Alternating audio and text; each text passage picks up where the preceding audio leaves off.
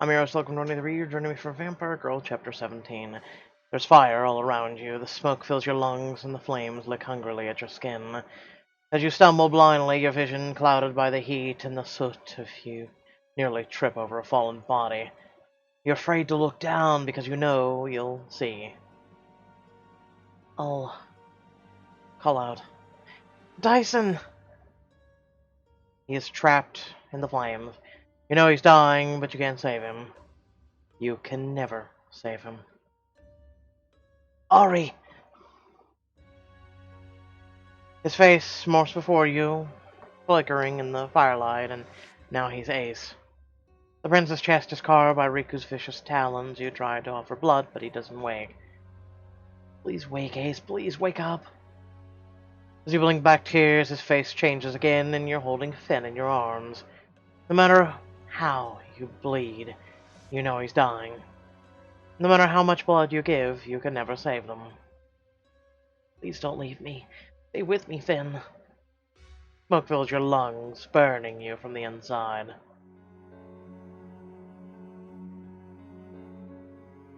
And you jolt awake, lying in your bed as the cool night air washes over you.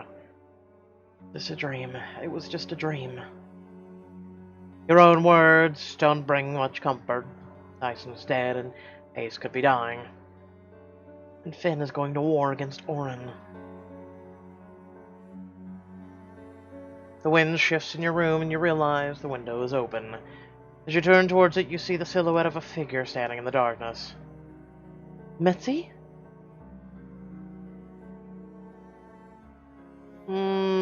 Fight for my life. Grab for your sword where it rests against your bedside table. Do you mean to fight me in your nightgown? If I have to. The druid's laugh is like a babbling brook, as cool and lilting as other sounds that leaves her lips. I am here to talk, princess. I mean you no harm. Why are you here? Orin told me what you did. You summoned the Midnight Star, and in his full glory. Your heart leaps. Does she know if Yami is okay? It is not too late. You can still side with our people. Join us, princess. Fight with us. For a moment, the offer almost tempts you. If the druids die, it could mean the end of the Fae. Remember Dyson's burned body. Ace was struggling for his life in your arms. Their violence has brought only death and suffering. You cannot stand with Orin among his flames. No, I can't. I won't. Mitzi's face hardens, and the serpent coiled around her arm hisses in a shared anger. You would fight for the demons, cause the annihilation of your own people. No, but I still want peace. When will you surrender that foolish dream? There can never be peace.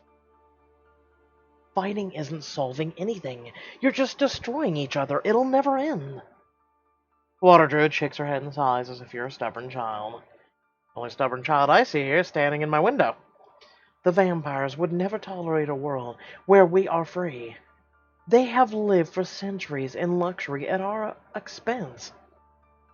The princes were voting to help the slaves before Orin attacked us. We could have changed things. She steams, taken aback by that, and searches your face for some sign of deceit. Finding none, she shakes her head. What is done cannot be undone. We must move forward for the sake of our people. She begins to turn away, stepping back to the open window. You must choose, Princess Ari. Are you Midnight Star, sent to save your people? Or are you the pawn of the demons, aiding them in the destruction of their own kind? Who will you be? Her words fade as her body becomes a mist, carried into the night on a cold wind. You close the window and walk back to your bed, trying to calm your shaken nerves. I may not know the right path, but nothing they've offered or tried seems right. I have an idea. When they're fighting, summon this massive-ass dragon that everyone fears in front of all of them, and tell them to stop. I guarantee you both sides stop. Alone in the dark and overwhelmed by fear of what's to come, you can't seem to clear your mind. I don't want to be alone right now.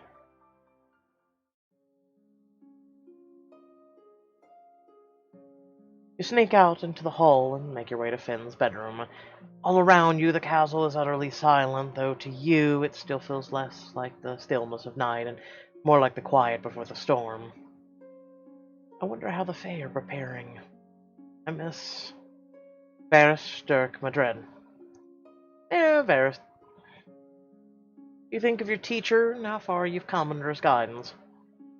I wish I had more time to learn his magic. How can I stop the druids with so little?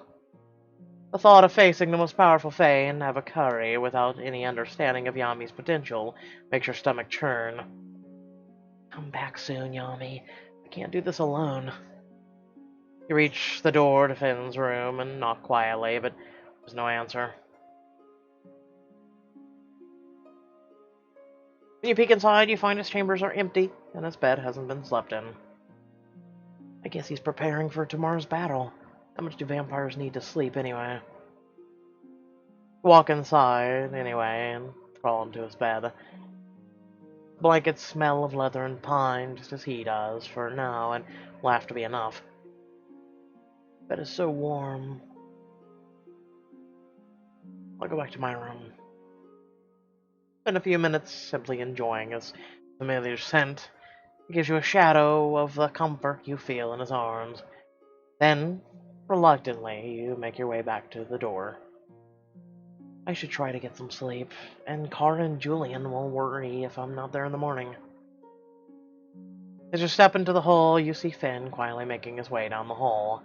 He smiles warmly when he sees you, though a flicker of concern follows. It's the middle of the night. What are you doing up? I couldn't sleep. There's no point in worrying him about Metzi. She's long gone.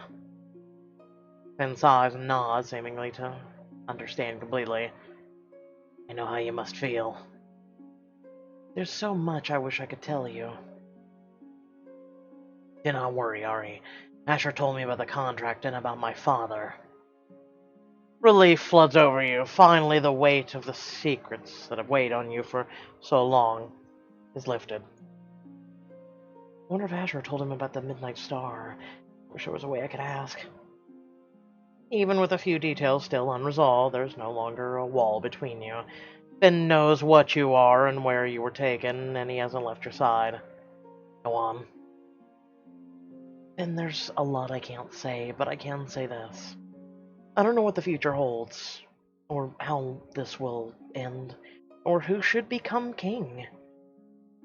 He nods again, a smile fading slightly as he remembered once again your role in this world. But I do know I can't get you out of my head, and that I can't stand the thought of anything happening to you. I don't know what the future holds either, but we will sort it out. Together. You nod, managing a small smile as he stares at you adoringly. You should get some sleep. I'll come find you in the morning.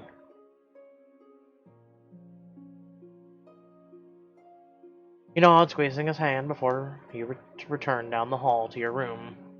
Exhaustion soon wins over the fear, and sleep claims you. When you wake in the morning, it's just something licking your chin. What Baron? Ah, it's Yummy. Yummy! Your baby dragon, once again small and wide-eyed, peers down at you. I'm so glad you're okay. He nuzzles your face with his little head, poking at your cheek with his tiny horns. Welcome back, little guy. You go to the wardrobe that Asher has stocked once more with dresses. I think I should wear Spitfire riding outfit. You know, I get the promiscuity of why those outfits are the way they are. Just poopies. Poopies.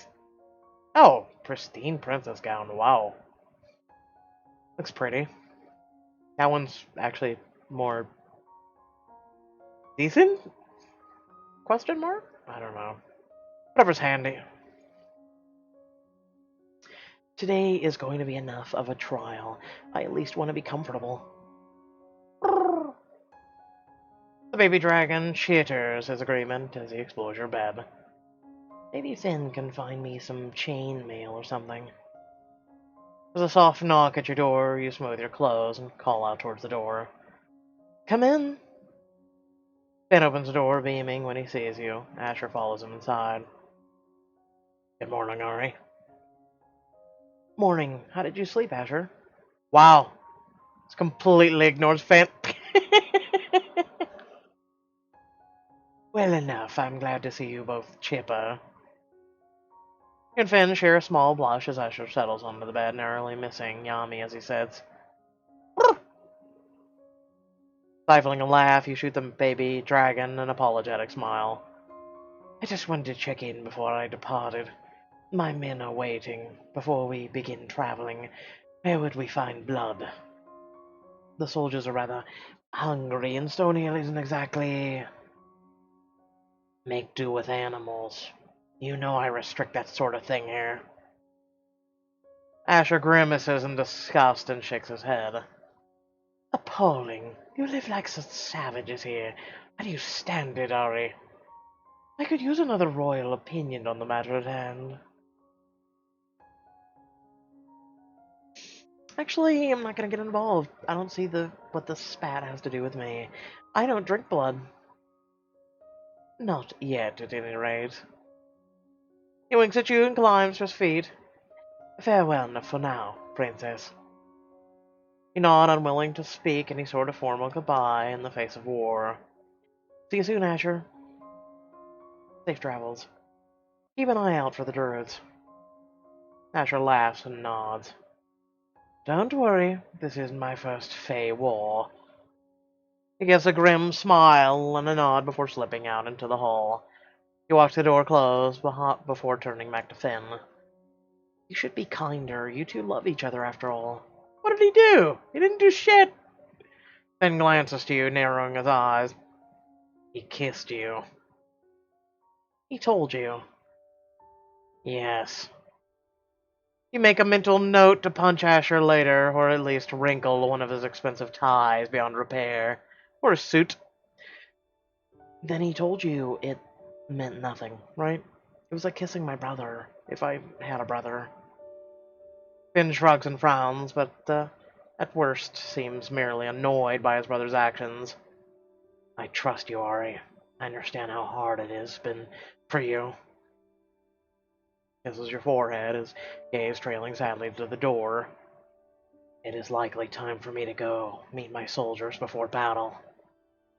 You nod, though your chest is tight with pain of watching him leave for war. You're my Karasi, Finn. Spirit of my heart? Soulmate? I have heard the Finn describe it before, but truly never understood it. The truth is, I don't know what it means either. Oh, bull! Regardless, it does resonate in my heart. Perhaps we can find the meaning together.